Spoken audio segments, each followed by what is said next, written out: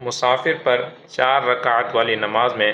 قصر کرنا یہ واجب ہے، لہذا اگر کسی شخص نے 4 رکعت والی نماز جیسے ظہر، عصر اور عشاء ان میں قصر کرنے کے بجائے یعنی 2 رکعت پڑھنے کے بجائے 4 رکعت پڑھ دی تو اس کی 2 صورتیں ہیں۔ پہلی صورت یہ ہے کہ اگر جان بوجھ کر 4 رکعت پڑھیں اور دوسری پر قاعدہ کیا تھا تو ایسی صورت میں اس کے جو پہلے 2 رکعت ہیں وہ فرض ہو جائیں گے اور آخری 2 نفل ہو جائیں گے، لیکن چونکہ اس پر قصر واجب تھی یعنی 2 رکعت پڑھنا، لہٰذا اس واجب کے ترک کی وجہ سے یہ مکروہ تحریمی کا مرتکب ہوا، لہٰذا یہ اسے اس مکروہ تحریمی کا ارتکاب کرنے کی وجہ سے یہ گناہ گار بھی ہوا، لہٰذا اس سے توبہ کرنا بھی اس پر واجب ہے اور ان 2 رکعت کا اعادہ کرنا یعنی دوبارہ پڑھنا یہ اس پر واجب ہے۔